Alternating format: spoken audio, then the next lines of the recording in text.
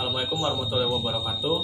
Nama saya Dika Mandala Putra, NIM saya 6135141322. Prodi Penjas, saya akan menjelaskan tentang praktek renang 3 atau renang penyelamatan atau renang pertolongan. Renang penyelamatan biasanya itu dilakukan dalam mempraktekkan renang 3 akibat adanya seorang perenang yang tenggelam. Seorang yang tenggelam itu akan diselamatkan oleh perenang yang mungkin saja bisa melakukan renang tersebut. Lakukan pertolongan secepat mungkin. Usahakan melepas perlengkapan yang ada di dalam yang dipakai oleh perenang yang tenggelam.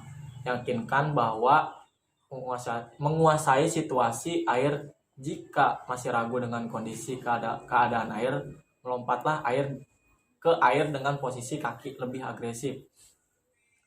Siap dengan kemungkinan korban akan untuk meraih dan menarik penyelamat karena panik. Usaha penyelamatan diri di air. Kita perlu menguasai suatu penyelamatan diri di air agar dapat mengantisipasi terjadinya kecelakaan di air. 1. Menguasai kemampuan renang dengan baik.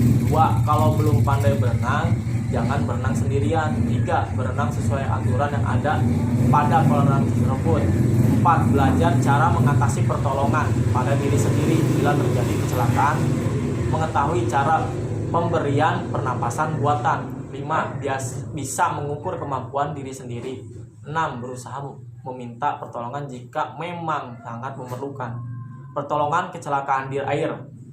Untuk menolong korban kecelakaan di air memerlukan kehati-hatian dan perhitungan secara cepat, matang, dan tepat. Pertolongan dengan jangkauan.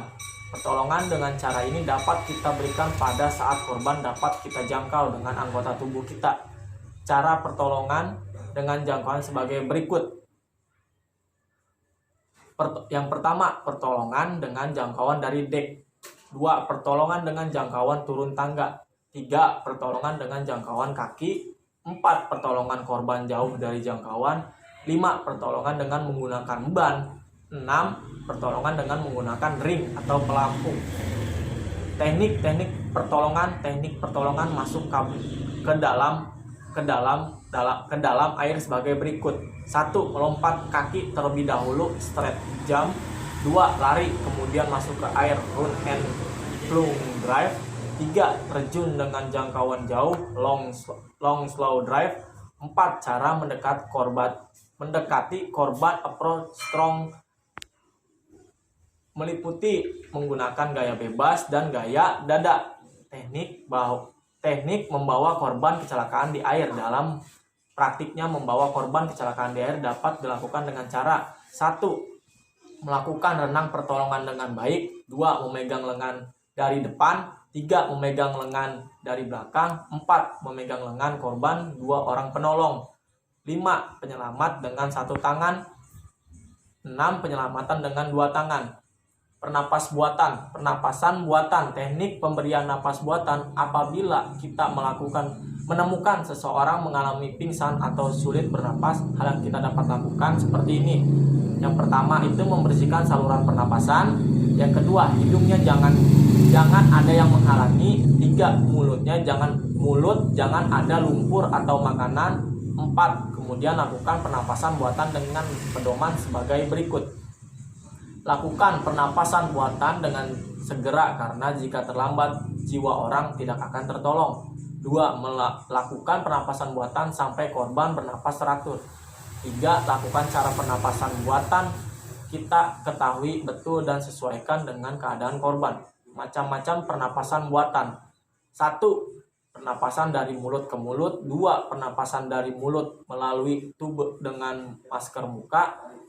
3. Pernapasan dengan menggunakan respirator ataupun otomatis.